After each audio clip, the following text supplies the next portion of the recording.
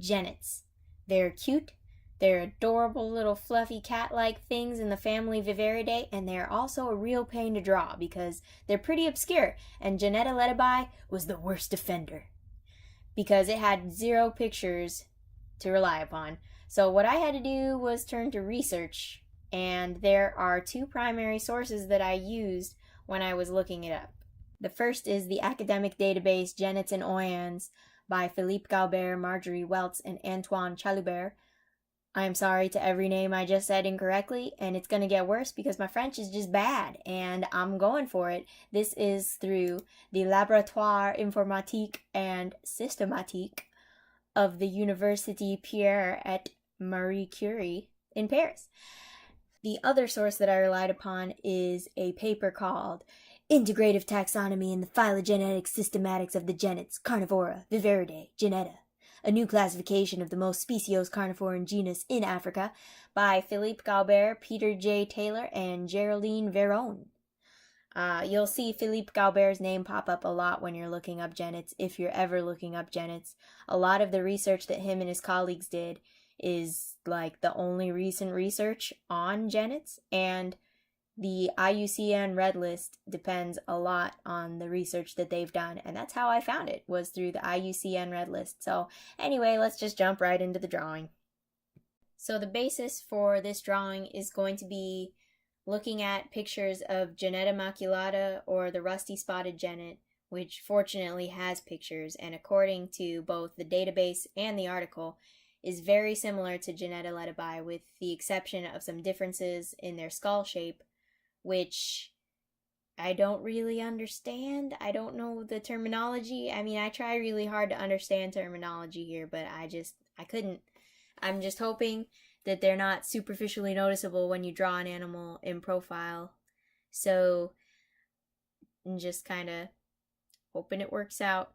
So, one of the things in the characteristics is that it does not have a nuchal crest, which is great because it took me a really long time to figure out what a nuchal crest even was. I mean, from the word nuchal, I can understand that it's on the neck, and from the word crest, you would think it would be a crest, and it is. I don't know why I didn't put 2 and 2 together, but it's just backward-facing hair on the neck.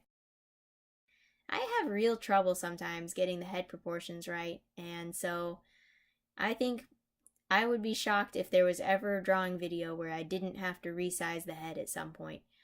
So there are about 6, 7, 8, or 9 stripes, and according to the description, the bright stripes are like half or a fourth of the size of the dark stripes.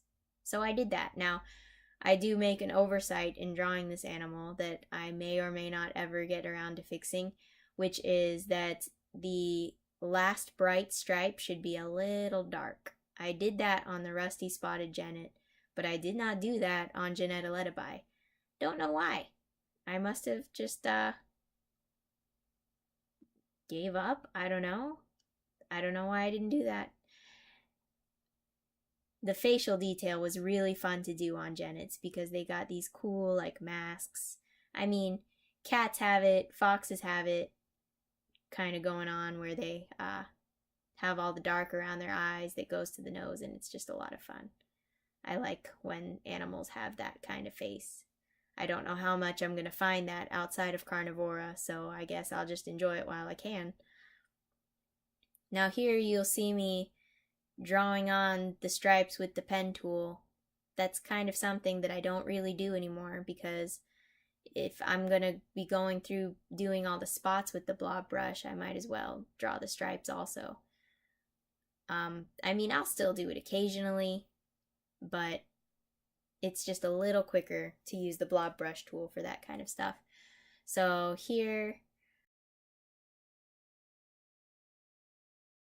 I'm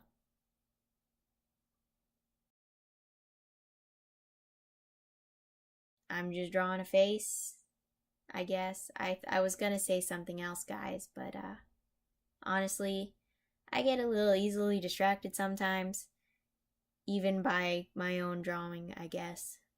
So, what can you do?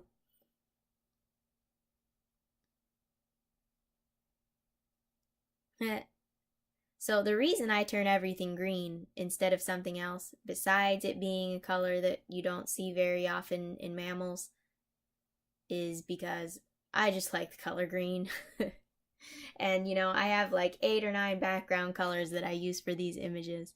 And it ends up that there's not a lot of green in it because I'm so worried that I might be biased towards green backgrounds that I kind of avoid using it. And I also have to try kind of hard to not use a green background on every animal from the tropics. So one thing I've forgotten was to put kind of a spot, like a dark spot on the ankle, or as the description says, coat of upper leg, same as ground coloration, but dark posterior part. And now I will add it because, hey, I remembered. So there were a lot of species of genets that were considered subspecies of other species, like Genetta letabae was for a time considered a subspecies of Genetta maculata, and there were a few like that.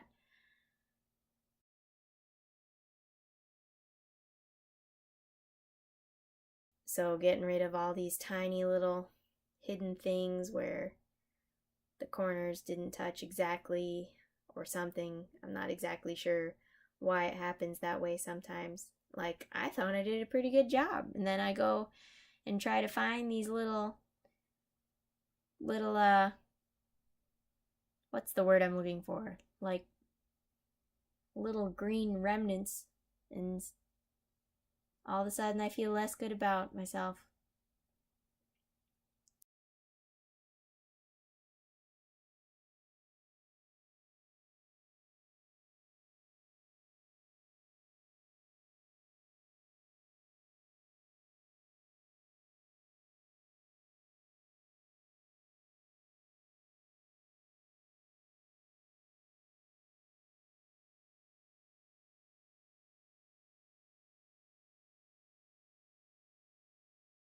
So yeah, we've got the main coat. So taking the pen tool to do the stripes in the beginning is great, but blob brush tool is where it's at when it comes to the spots and also to some of the stripes. So the spots on Genetta letabae are purported to be not as dense, and they don't merge together as often as in other species. So putting all these spots, bam, awesome. I know that I crammed this video into like a 7-minute thing, but it took me a long time to draw this. So much, in fact, that it's hard to move the video files around because they're very long. Like, I've sped things up.